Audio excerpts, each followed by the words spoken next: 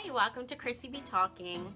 So this week I am going to be telling you my Me Too story. I'm gonna sing my song, not your song. Can't get it wrong, cause it's my song. You can sing along, don't get it wrong. It's my song. You can go and sing your song, and my song will stay strong, cause I believe in my song. Or I'm just gonna let you know straight up, I'm never going to tell you the names of the people in my Me Too story. I'm gonna be vague with some things because I don't want to tell people's business. I'm just gonna give you my side, and I'm gonna give people nicknames. And listen, if you're one of my friends, don't ask me. Like, my close friends know, the other ones don't. It's more so a part of Me Too that I think is highly overlooked. And they had a tale of 4 women. But number 1 would be Chrissy, number 2 would be Ivy League girl, number 3 would be mattress girl, number 4 would be what name do I give her? I guess I'll just call her girl number 4. Like, a lot of things with this Joe Biden thing, the Joe Biden Tara Reid thing, have come out, and I'm not gonna recap that. Google it if you don't know what's going on. But it brought up a lot of things for me, only because I did see the hypocrisy, like a lot of hypocrisy, with the Democratic Party saying that you believe women, and then they were like, it's not you, Tara. I never trusted it.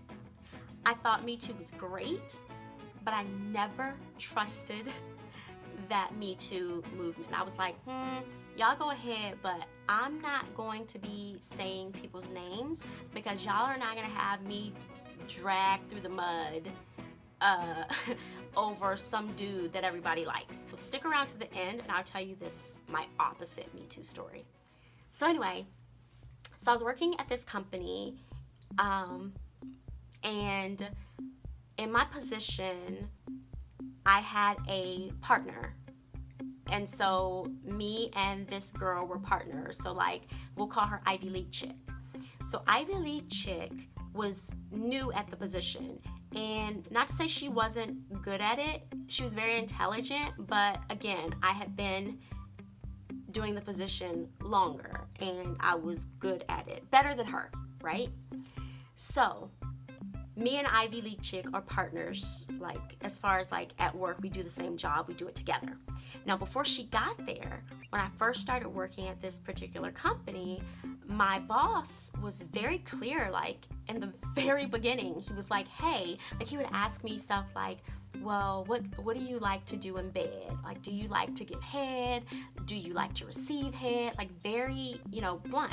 And so one night, he, was like, hey, well, how bad do you want to move forward? Like, what is your desire to move forward in this industry? And I was like, I want to move up quickly. And he was like, well, the quickest way for you to move up here is to, give me some head. So, but he literally was very blunt. He was just like, hey, give me some head. I was like, no. I played it off like I thought he was kidding, but I knew 100% that he was 100% serious, and he 100% would have accepted it. So then Ivy League girl comes on. We're doing the same job or whatever. So skip forward to before Ivy League girl came on, there's another girl, we'll call her mattress girl.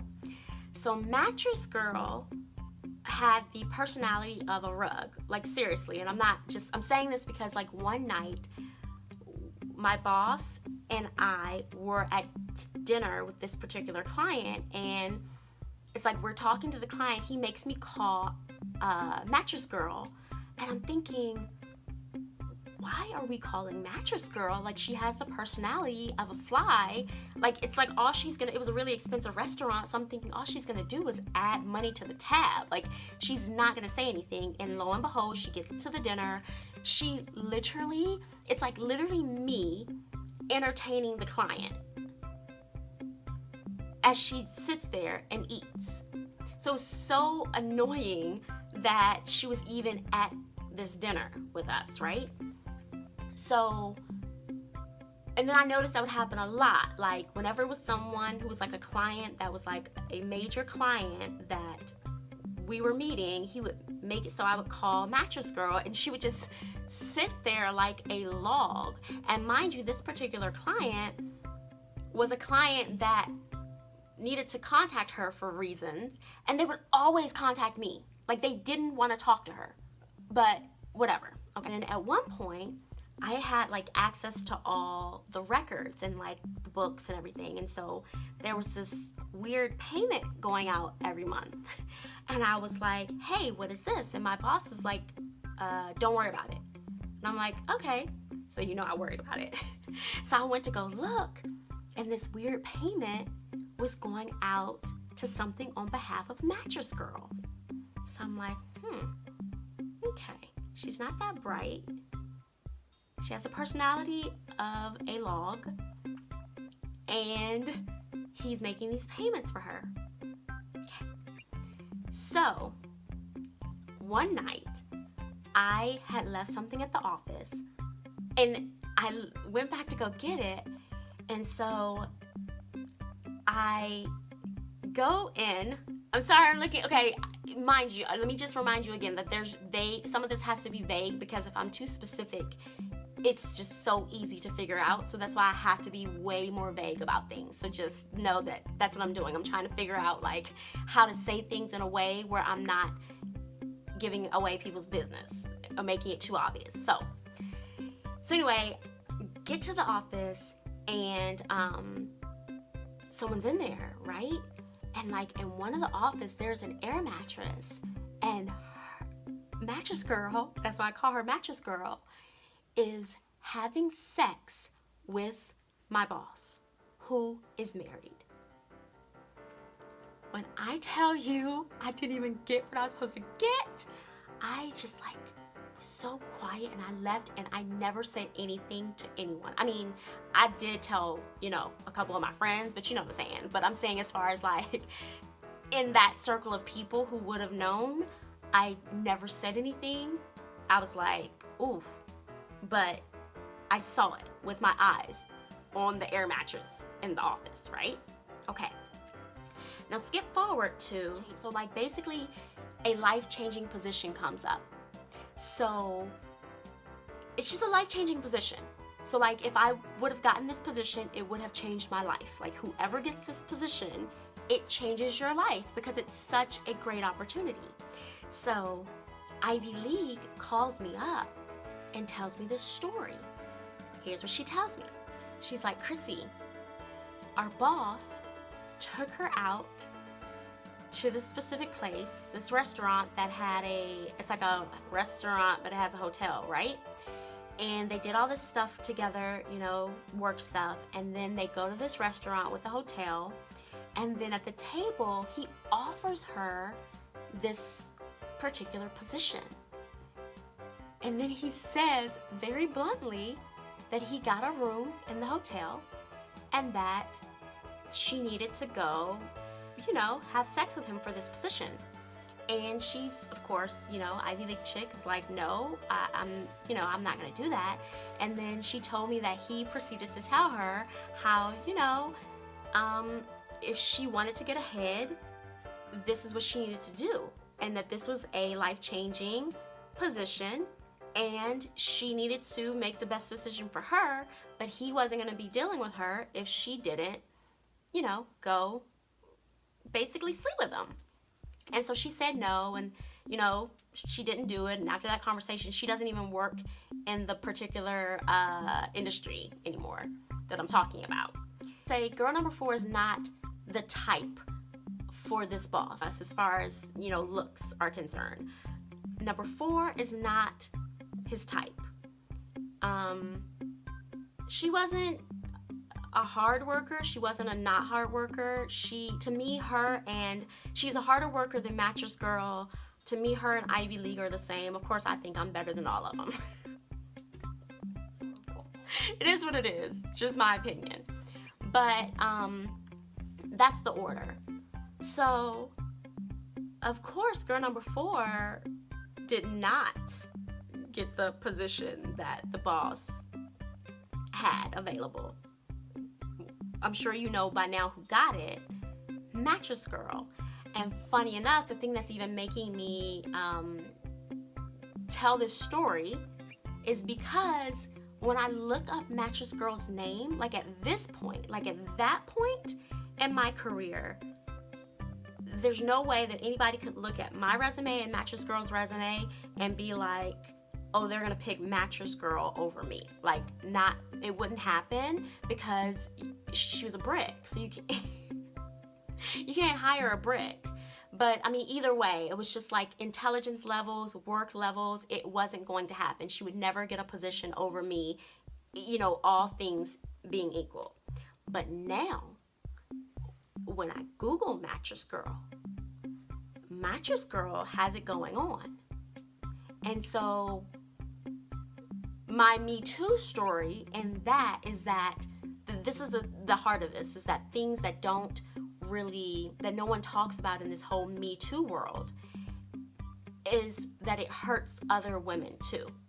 Because Mattress Girl, at this point, she is more experienced than me because she ended up getting that position that was a life-changing position. And so she has more experience than me, and her resume is freaking amazing, But she got that position because she was giving head to the boss. And so I chose not to give head to the boss, and I am where I am, and Ivy League girl, doesn't even work in this particular field anymore because it was like she didn't. And then number 4 is, clunking along. She didn't even get the opportunity. I mean, I don't think I would have done that for that position, but I didn't even get the opportunity. I did call him though. I called him and tried to hint, and he didn't offer it to me because I guess he knew from before that wasn't my thing. But my point is that the thing that people don't talk about is the women who do participate in the quid pro quo, and they do get ahead, and so it leaves other women in the dust. Do you see what I'm saying? At one point I was a better match. I did have more experience than Mattress Chick, but when opportunities came up, Mattress Chick was willing to give head, and so she's gonna surpass me. And so that's the part of Me Too that I think we don't touch on, is because it hurts other women. When men use their power and use their power and their prestige to give out positions or opportunities because of their willingness to perform sexual favors for them. I would argue that Ivy League chick, me, and number 4,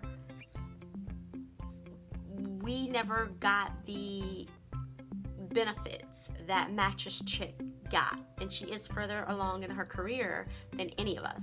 I mean, tell me what you think. Do you think that if a woman loses out to a position because she wasn't willing to do the extra dirty deeds, should she rat out the people who do? Should I have told people about Mattress Chick? Do you think that Mattress Chick deserves her position now? Because, really, I wish I could show you, but after she got the life-changing opportunity, all the stuff that came after that, she had to work. It wasn't like she's sitting around twiddling her thumbs. She had to grind time, put in work, and actually do the work to get where she is today. So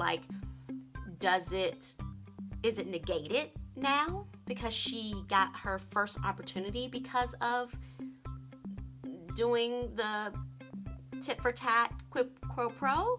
Or is it no harm, no foul? Tell me what you think. Thanks so much for watching.